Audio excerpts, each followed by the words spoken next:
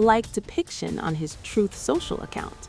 The post quickly went viral, triggering widespread backlash across political and religious circles. And now, Trump's response to why he deleted it is even more bizarre than the post itself. Mr. President, did you post that picture of yourself depicted as Jesus Christ? Well, it wasn't depicted. It was me. I did post it, and I thought it was me as a doctor, and it had to do with Red Cross, as a Red Cross worker there, which we support. And only the fake news could come up with that one. So I just heard about it, and I said, how did they come up with that? It's supposed to be me as a doctor making people better, and I do make people better. I make people a lot better. The image appeared shortly after Trump's criticism of Pope Leo XIV over remarks on U.S. military actions in Iran and Venezuela. The AI-generated posts showed Trump in a robe-like figure performing a healing gesture, surrounded by symbolic imagery, which many called deeply controversial. Here's how the story originally unfolded. We don't like a pope that's going to say that it's okay to have a nuclear weapon.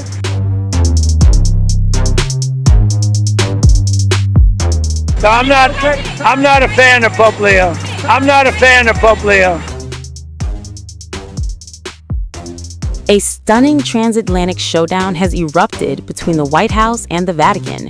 U.S. President Donald Trump has launched an extraordinary broadside against Pope Leo XIV, sending shockwaves across political and religious circles worldwide. We don't like a pope that's going to say that it's okay to have a nuclear weapon.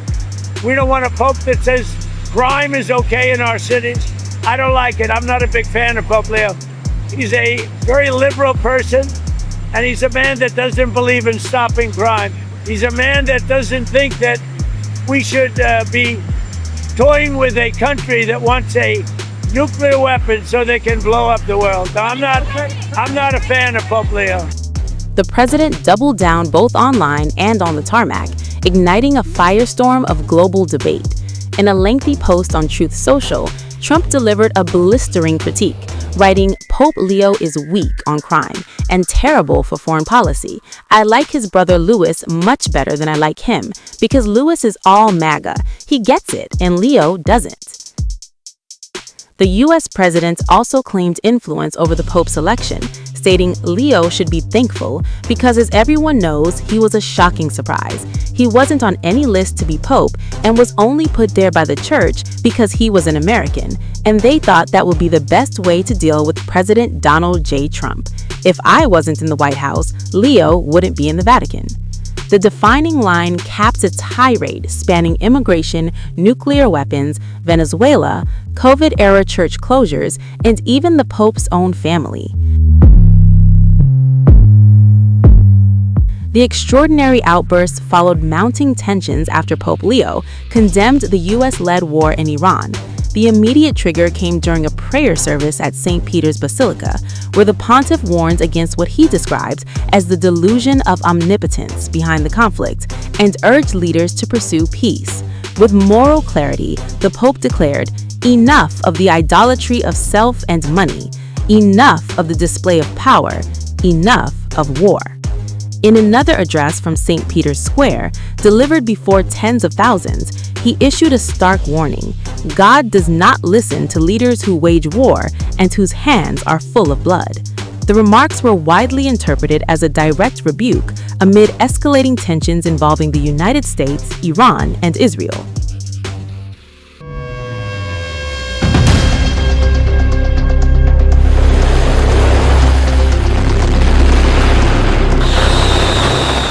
And they're gone. They're all dead, other than one who may have a little life in him.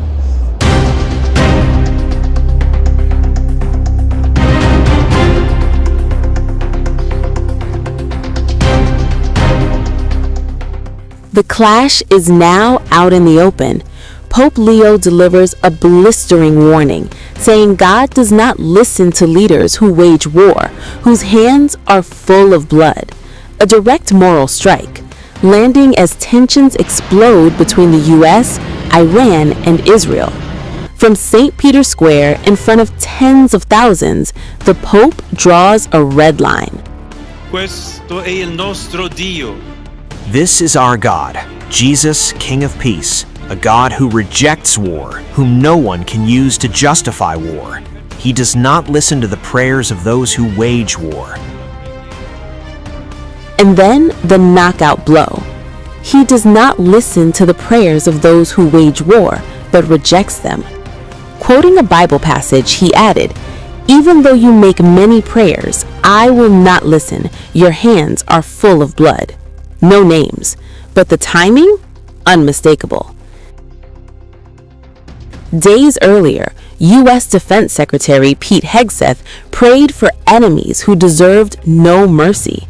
Now, troops are moving, thousands deployed across the Middle East, and on the other side, Iran fires back. All'inizio della settimana santa siamo più che... At the start of Holy Week, we are even more close with prayer to the Christians in the Middle East who are suffering the consequences of an atrocious conflict. In many cases, they cannot live fully the rites of these holy days.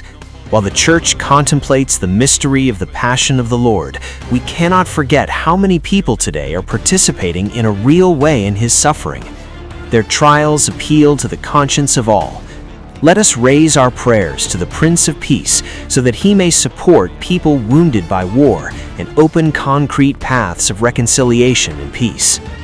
Soon after, U.S. President Donald Trump stepped in front of the press, doubling down on his stance. Calling the Iran war ahead of schedule, Trump said the U.S. is now dealing with a completely different set of people whom he described as reasonable, adding that a deal with Tehran could come pretty soon. At the same time, he claimed many targets in Iran have already been destroyed and expressed confidence in a regime change. A striking contrast in tone. Talks of diplomacy alongside declarations of destruction. So we've had very good negotiations today with Iran, getting a lot of the things that they should have given us a long time ago. We'll see how it works out, but they're very good, moving along very nicely. They've destroyed a lot of additional targets today. The Navy's gone, the Air Force is gone, we know that. But we destroyed many targets today. It was a big day. And we are negotiating with them directly and indirectly.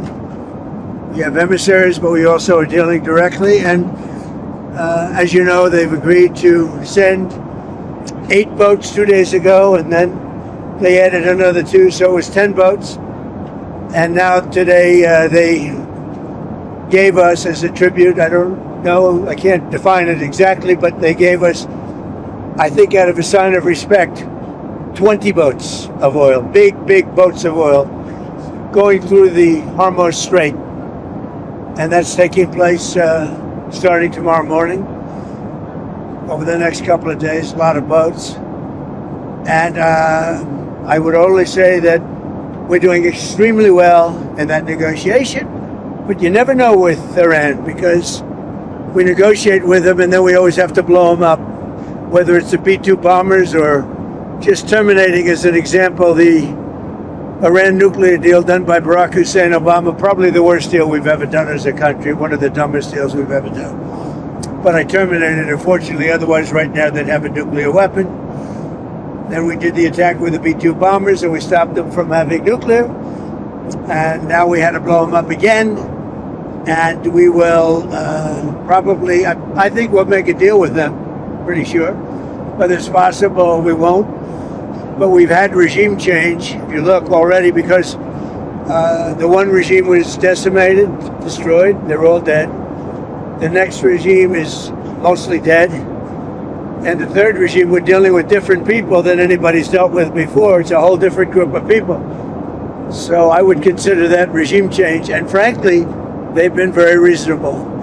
So I think we've had regime change. I mean, you can't do much better than that. The regime that was really bad, really evil was the first one. That was done. The second was appointed, and they're gone. They're all dead, other than one who may have a little life in them. And then they're really the third group. and the third group of people that seem to be much more reasonable. It truly is regime change. Back at the Vatican, the Pope doubles down. He points to Jesus, who refused to fight, even in his final moments. He revealed the gentle face of God, who always rejects violence. No weapons, no retaliation, only sacrifice. But on the global stage, restraint is fading. Troops are ready, threats are louder, and the divide is now undeniable.